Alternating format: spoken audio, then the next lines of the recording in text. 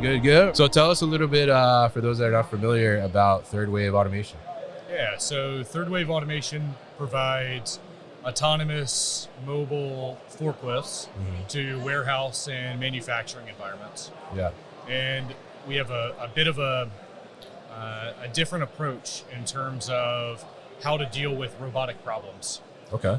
So as opposed to having the vehicle stop, having somebody walk out to the vehicle and engage with it, we actually allow operators to control it remotely. Ah, yes. So you can't scan the label. Instead of abandoning the task, we take a more humanistic approach to it, right? Yeah. Operator will hop on remotely, provide some guidance, answer yes/no questions, get the vehicle back engaged. And then similarly, you can leverage that remote operation to really do things that would be very difficult from an automation standpoint. Right. When you think about pushback rack or flow rack, right? Historically hard to automate. But with the remote operator engaged, it's just like they're standing on the vehicle. Interesting. And I'm curious too, I mean, because, robotics is, while it's huge and we see it at all the shows and everything, I mean, being operations with robotics in play is still a pretty small number, right? So so I mean, in that sense, for people that are looking at robotics, trying to understand the landscape, I mean, when you talk about things like failed scans and things like, I mean, how frequently is that happening with a different type of solution, and that's why you guys are addressing that problem? It varies greatly depending on the facility, the application, the consistency of the surrounding processes, right? Yeah. Much like even for your manual operators, right? The frequency of challenges that they run into are a byproduct of the other processes, the other systems in place. So in reality, in a perfect warehouse, beautiful pallets everywhere, it's relatively infrequent, right? Right. But most warehouses aren't perfect. Yeah, so when you get back to like the normal world, we expect that it's frequent enough that it keeps one operator busy, engaged, managing somewhere between 6 and 8 vehicles. Interesting. And then these remote operators too, I mean, they could be anywhere or? So today they need to be in your facility. Gotcha. They need to be in that operation. They are ultimately your employees who are managing the fleet, managing the bring up of the trucks on a day-to-day basis, bringing them offline, managing exceptions. Yeah, interesting. So I mean, in that sense too, I mean, are you seeing where, I mean, I'm sure you're seeing interest like for somebody that's just entering into robotics and automation, but I'm curious, are you also seeing people that have implemented some robotics already and have experienced some of those issues that you've seen looking for a better solution or a way to address some of those problems? Yeah, so we get a lot of engagement from both ends of that spectrum. So people who are new to exploring automation, they can look at our solution and think of it as a easier path to adoption because of the flexibility, right? Okay. And then similarly, relatively often we'll have people who have gone down the path of ASRS or have gone down the path of an AGV and found that they don't actually have that perfect warehouse. They need a little bit more flexibility. And they're like, hey, how do we address these problems, right? And they come with a little more experience and targeted ask in terms of what they're trying to solve. Interesting. And now you guys are focused primarily on like a automated reach truck, right? So talk to us a little bit about, because you mentioned ASRS there.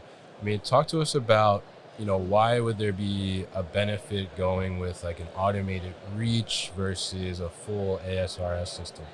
Yeah, it really comes down to ease of deployment, right? So we're not going to ask you to shut down the facility to install the vehicles. We're going to do that live in parallel with your operation.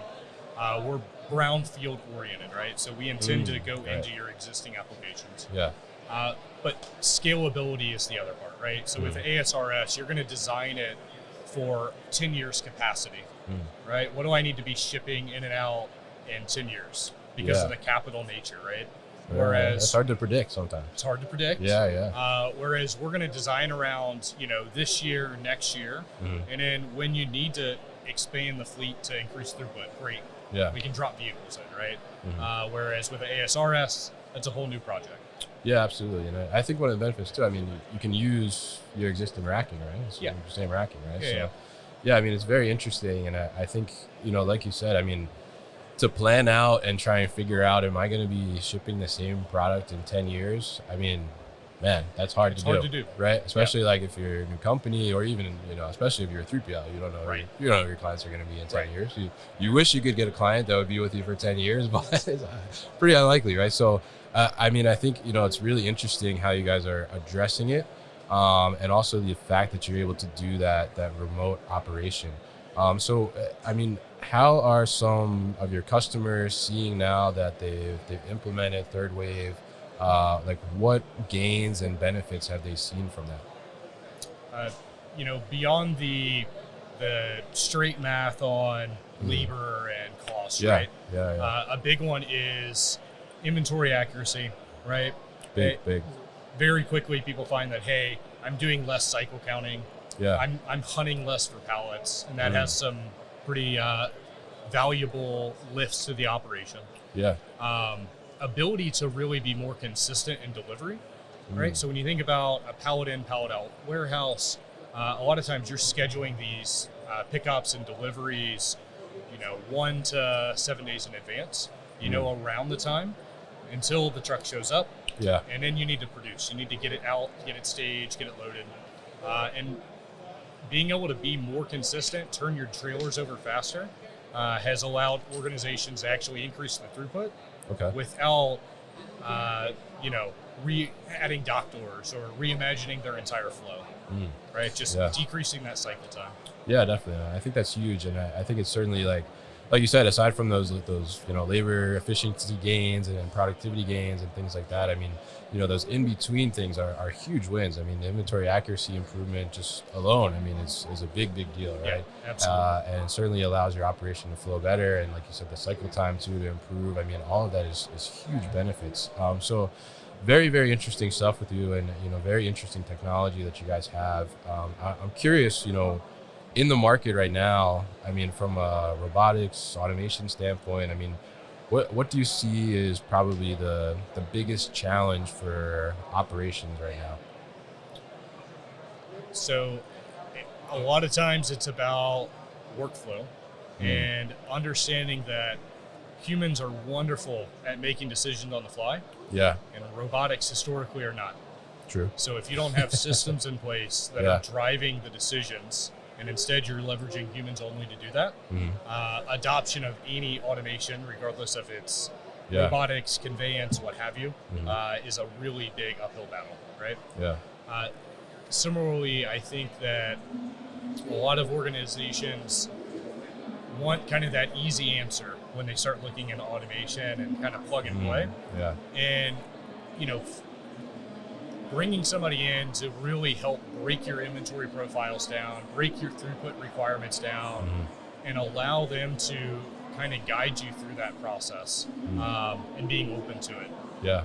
Yeah, I think it's interesting because, I think, there's kind of like a marketing cloud a little bit, right? That like, oh, robots, automation, solve all your problems, right? But there is like that underlying foundation where you mentioned the perfect warehouse where, typically it's not perfect, right? There's so much stuff going on. It's hard to have that perfect setup, and it takes a lot of time to even get to near perfect, right? So I mean, I think it's very interesting that you highlighted that kind of that underlying, improvement of making sure your data is good, that inventory profile build out, and really understanding all the different components there that you're going to automate for. So really interesting stuff, and definitely happy you could come over and join us again here on the podcast. And always a pleasure to talk to you. If people want to learn more about Third Wave Automation, how can they do that?